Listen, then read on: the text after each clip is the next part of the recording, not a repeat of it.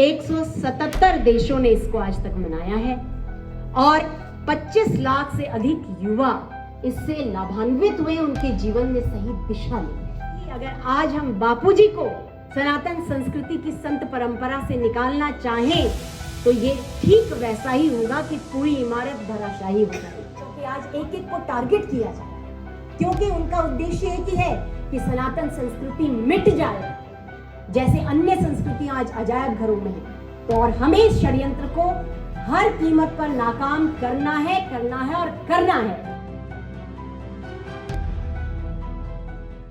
अभी अभी गीता जयंती गई है, तो मैं आप श्री के समक्ष एक विनती रखती हूँ कि देश भर के जितने भी विद्यालय हैं वहां पर यदि गीता जी को पाठ्यक्रम में लागू किया जाए तो देश का कल्याण होना निश्चित है।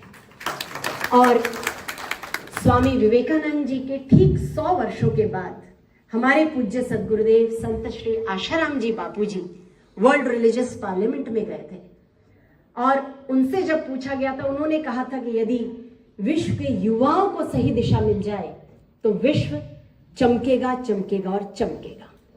आज पूज्य गुरुदेव के सेवा कार्यों से कोई भी अनभिज्ञ नहीं है। आप यहाँ पर ही आप जाइए, गोगुंदा की तरफ जाइए, कोटड़ा की तरफ जाइए, वर्षों से भंडारे चलते आ रहे हैं। प्रति वर्ष आज भी भंडारे चल रहे हैं।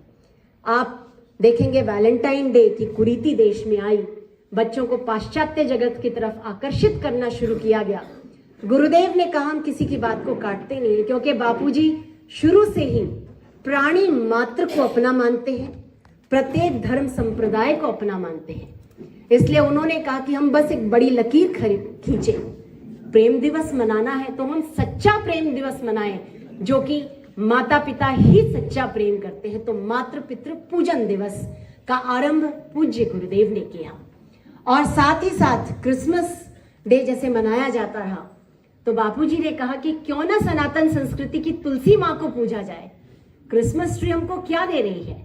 सांता क्लॉज आ रहा है, गिफ्ट्स बांट रहा है, लेकिन हमारी संस्कृति जो है वो तो तुलसी माँ के रूप में आरोग्य बांट रही है, धर्म बांट रही है, शांति बांट रही है। तो क्यों ना हम घर घर में तुलसी पूजन मनाएं। तो ये मातृ पितृ पूजन दिवस का आरंभ जो गुरुदेव ने किया, 177 देशों ने इसको आज तक मनाया है और 25 लाख से अधिक युवा इससे लाभान्वित हुए, उनके जीवन में सही दिशा ली है। तो इसलिए मैं सिर्फ इतना ही कहना चाहूंगी कि जैसे शून्य को अगर कहा उन्होंने कि शून्य पर आप बोलिए और गीता जी छोटी सी रख दी गई, ऐसे ही अगर आज हम बापूजी को सनातन संस्कृति की संत परंपरा से निकालना चाहें तो ये ठीक वैसा ही होगा कि पूरी इमारत धराशायी हो जाएगी। और अशोक सिंघल जी से भी मेरी मुलाकात हुई थी, बहुत ही अच्छा लगा था और तब से बड़ा आदर है मेरे हृदय में स्वयंसेवक संघ के लिए और सभी वरिष्ठ जनों से के लिए।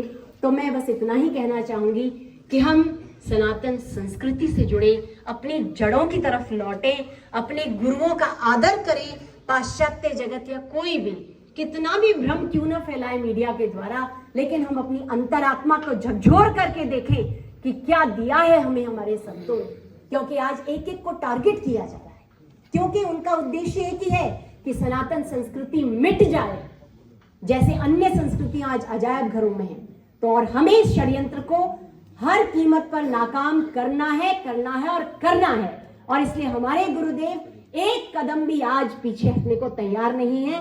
वो कहते हैं मेरी एक एक श्वास सनातन संस्कृति के लिए अर्पित है, मेरे शरीर का एक एक खून का कतरा इस संस्कृति के लिए अर्पित है। और इसलिए जब वो नहीं थकते तो आप और हम क्यों थक जाएं इन षड्यंत्रों से।